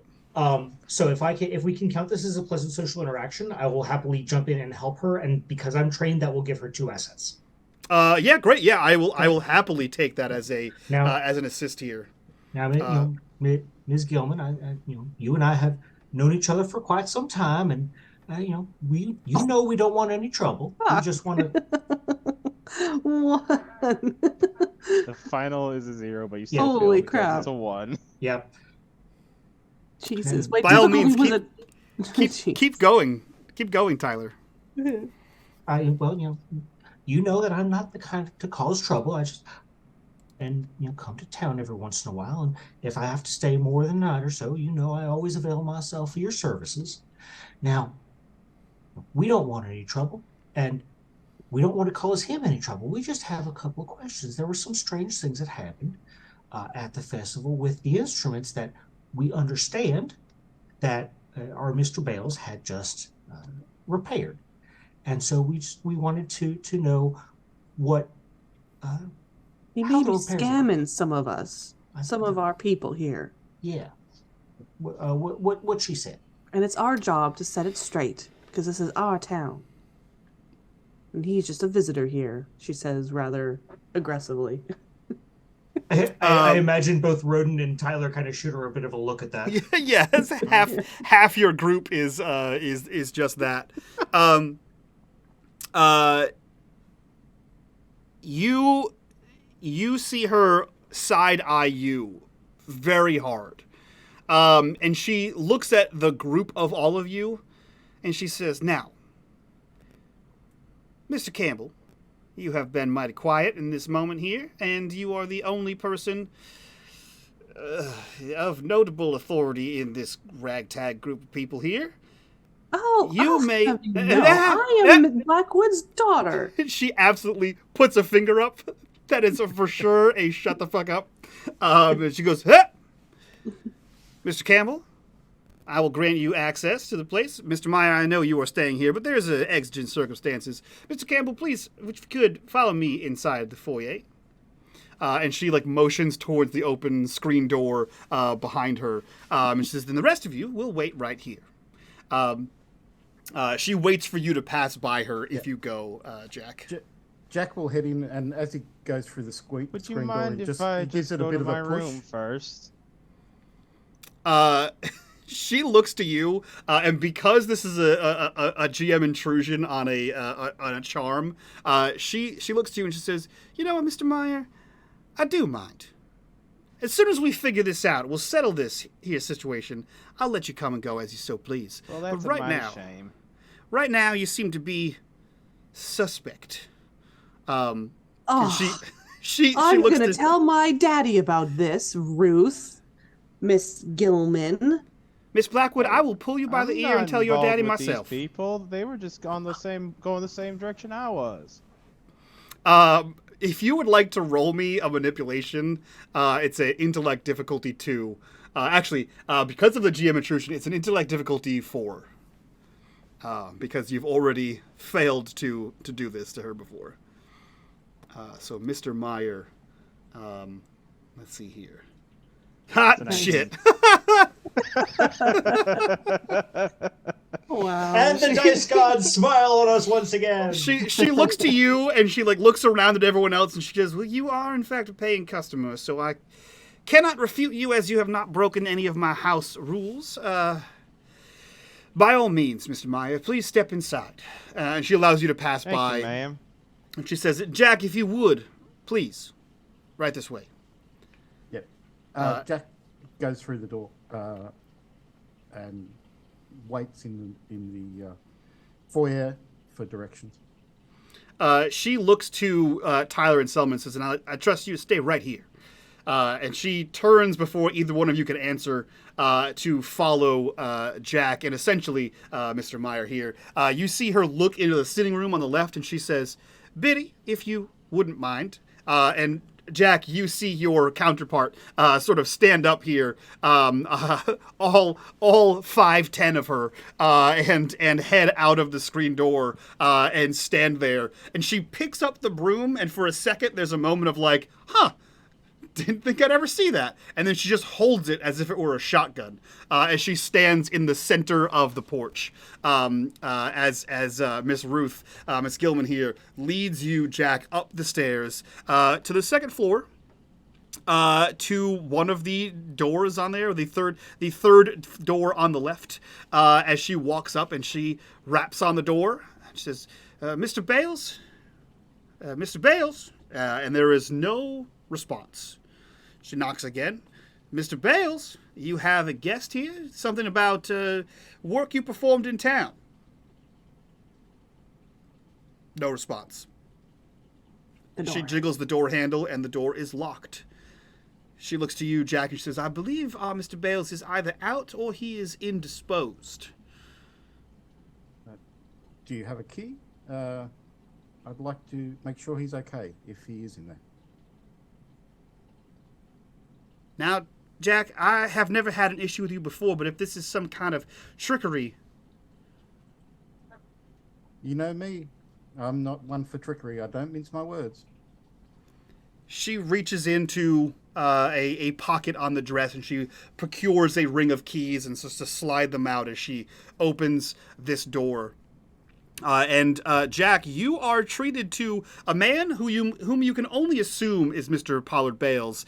He is curled up on the center of the floor, shivering and convulsing in what you can assume to be pain. This room also smells very strongly of freshly cut wood. And it also, there's a sickly sweet smell of like rotting fruit in here. You see he is curled up and shaking like a leaf. What do you do? Jack immediately goes over and tries to pick him up and put him on the bed. You approach him, and he sees like your shadow come, and then like your form come into his vision, and you see him scramble like a shrimp across the floor, and he gets to like curl up as he like puts his hands up as if he is terrified of you. No, not again, not again. Jack just looks over at Ruth and says, Miss Gilman, I think we need Tyler up here. He's a bit of a healer, I think. She sighs heavily, looks over at this scene unfolding before her, and she says, God damn it. And she marches down the stairs, past the foyer, out of the screen door, sort of taps Biddy on the shoulder, or reaches up and taps her on the shoulder, says, the rest of you may come inside.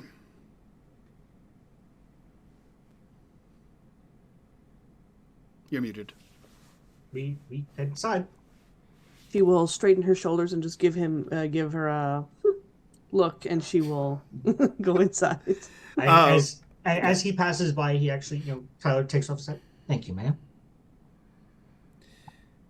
You are welcome. And Jack just whistles as well and says, Mr. Meyer, like he would whistle to a dog.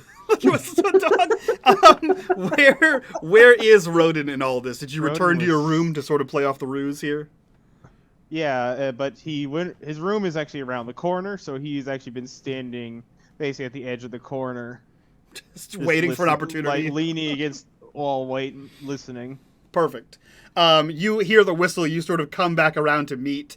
You get there at the same time as Ruth heads up the stairs with the other two. She sees you kind of getting back in with Jack, and there's just an eye roll that all of you can feel, whether you can see them roll or not, as she makes her way to the door, to where you see this Mr. Pollard Bales is sort of hands up, and in a defensive sort of fetal position, as he is muttering to himself and shivering, and saying things like, no, not again, not again. Again? Your best guess, any of your best guess is it looks like Jack just hit him. Is the kind of stance he's in. Like, don't hit me again, sir. But Jack seems to be several feet away from him and not in any kind of aggressive stance. But that's the kind of vibe it gives off. Right, yeah. Mr. Bales, was it? My name is Tyler. My name is Tyler Kincaid. We do not mean you any harm, sir. And if you are injured, I may be able to provide some assistance to that. We just would like to know some things about the repairs you did on Miss Leaney, the fiddle of Miss Leaney, and the other instruments of her bandmates. That's all. You can make a difficulty 4 intellect task to try to calm him down. I'll say pleasant social interactions would apply here as well, unless you're offering anything else to him. Nope. Okay. And while he's doing that, Selma is just going to be studying the scene to see if she can detect any magic being used. Okay, cool. I will get back to you. So a difficulty 4 intellect roll from Tyler. Yeah, I'll put an effort into it. Hell yeah, you Good succeed. thing I did. You say that there is an issue, and he says with the girl. What happened? There were some strange happenings when she and her friends were playing at the festival. We saw that all of their instruments had recently been repaired, and she graciously told us that it was by you, and we were just... I by no means mean to insult your skill as a repairman or as an instrument maker. I'm just curious.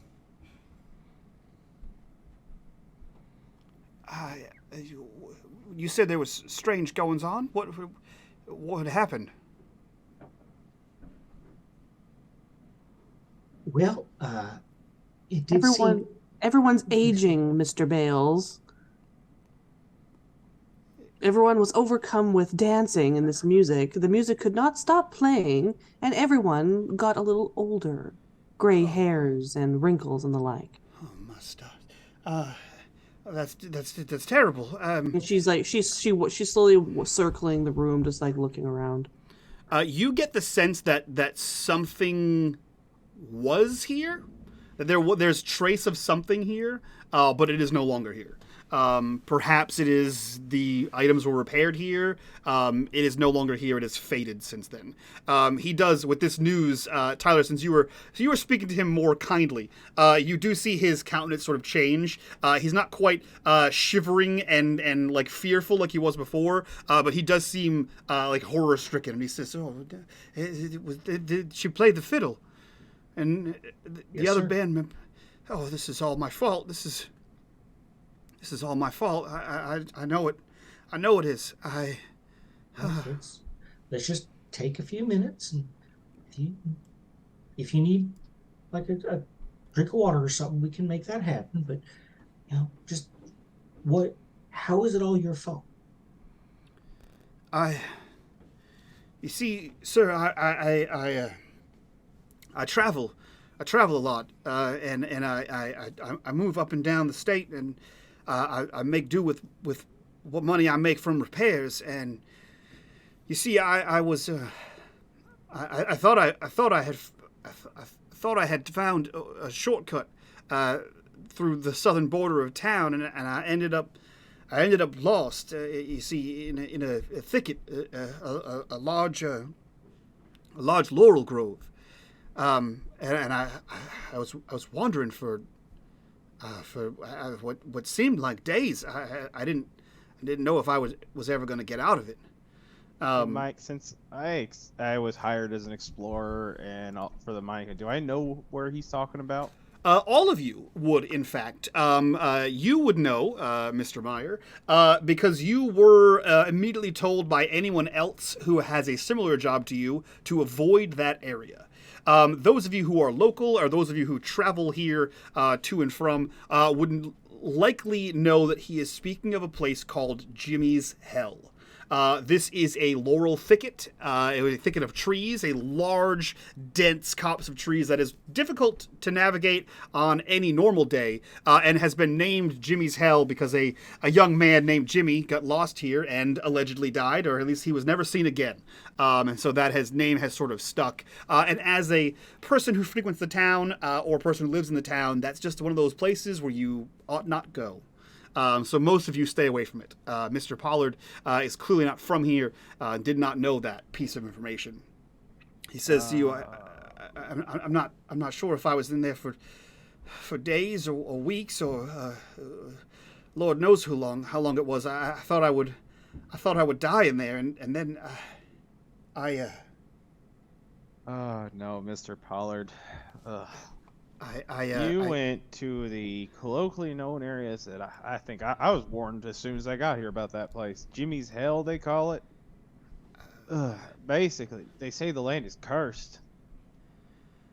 Oh, well, sir, I don't know about a curse, but I know what I saw, and I think what I saw was perhaps a hallucination from hunger and confusion. I saw, I was sure I was going to die, and I was sure that I was paying for any previous sins I may have had. I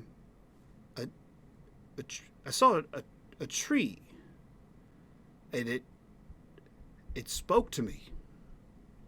Now I know how that can sound, but I do admit I hadn't had water in quite a bit of time, and I hadn't had food and barely any sleep. But I swear to you, I saw a tree, the biggest tree I'd ever seen before in my life, and it it asked me to do something. It asked me to take her wood and use it and help spread her voice around. And I got out of there, and I safely made it to town with her wood in tow, and I counted my blessings for escaping that nightmare, and I did as asked, not to look a gift horse in the mouth. And I think what happened in your festival was on account of me. There's every chance it might be. There's also some chances that it weren't. So, do any of us who are regulars to the town know if there is such a tree in Jimmy's Hell? You don't. Okay. There is very little known about Jimmy's Hell, other than don't go there, you can die there. Those of you who are local, there are stories that, like, time may pass differently there. You may go in and think you've only been in there for an hour, and you come out and it's the next morning. Things seems to be strange there. At least that's the reports that people say. But again, they're all dehydrated. They all haven't had food, and they may have been hallucinating as well. So you got to take those with a grain of salt. Yep. Not sure about all this superstition. Honestly, it sounds like a bunch of heck to me, but they say don't go there, so I don't, because they pay me. Well, they always say that time passes strangely over there. So that could account for people aging when the music was playing. Mr. Bales, you don't happen to have any of that wood left, do you? No, no, sir. I used that to fix any of the instruments that came my way. That young woman, she referred everyone else to come to me for any kind of repairs, and it was damn fortuitous, because that's all I needed to do to make up for getting out of there, and I'm glad I did. Well, I'm glad I got out. Now, Mr. Bales, when I came in, you were on the floor, quite fearful. What was happening there? Oh, I was sure it was another hallucination. I've been having this damnedest dreams. Every time I close my eyes, I see that tree. I see that tree, and I see strange. It's like if a lizard and a frog were to mate with a man. It's long, dark, like a slimy, like a salamander, like in long arms and legs. Walks on all fours. It seems to walk around the tree. I don't know if it's a danger or a protector, but whenever I close my eyes, I see something like that, or the tree whispers words I don't understand, and it feels like there are bugs crawling in my head. I haven't slept in days. So I bend down so that I'm not quite kneeling on the ground, but I'm in that really low crouch. Mm-hmm.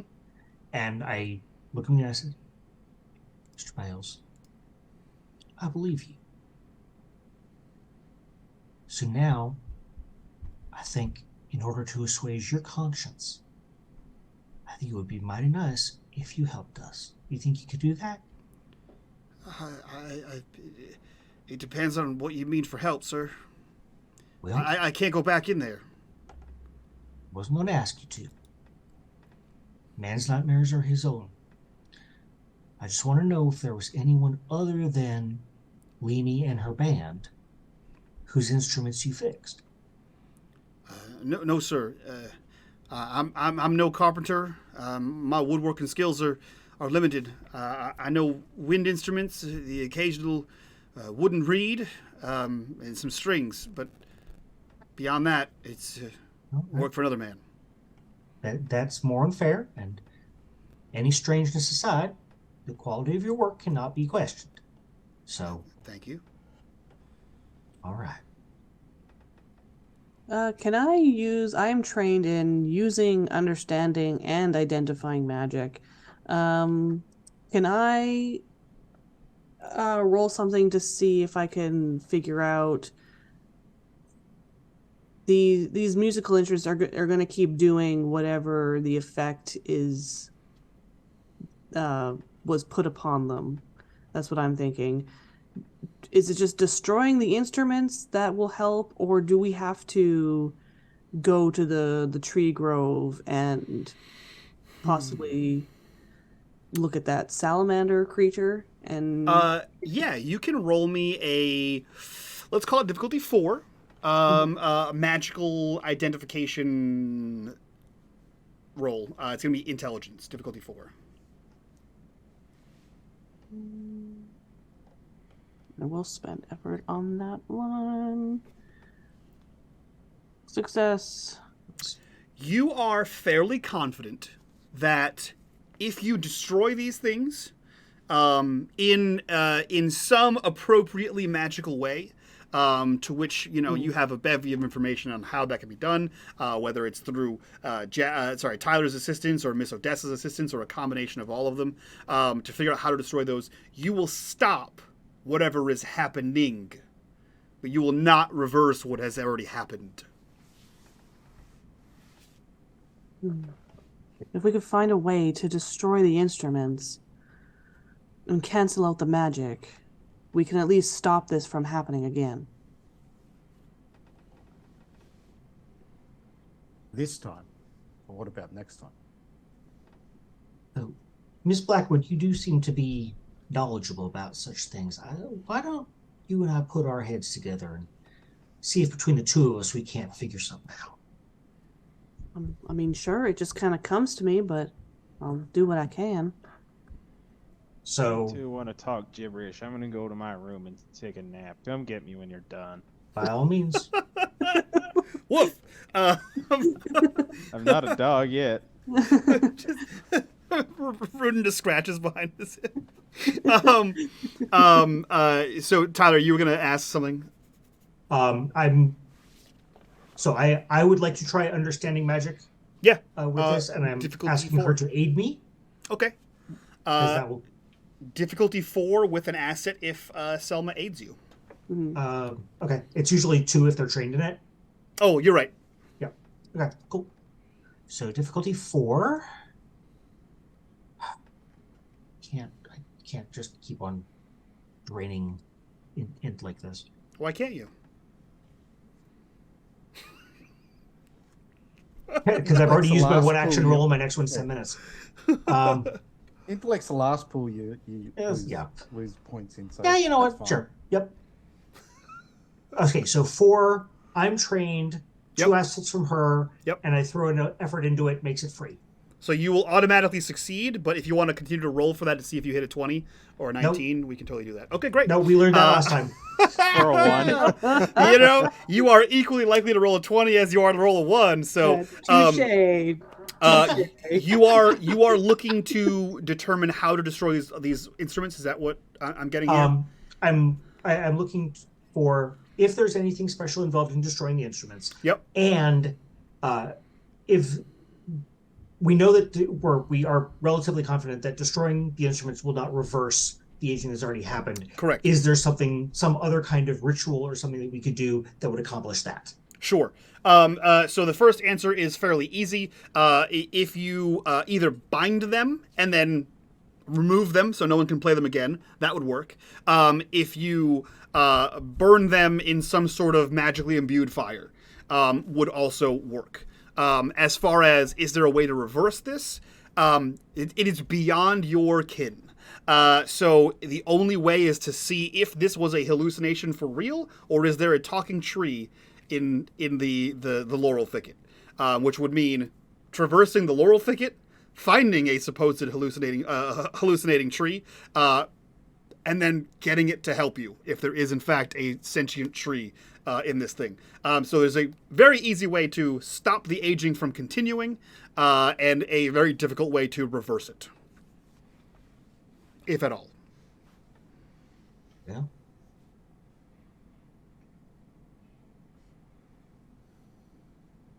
So it looks like we're going into the woods. I think first things first. Because curses have a way of calling to you.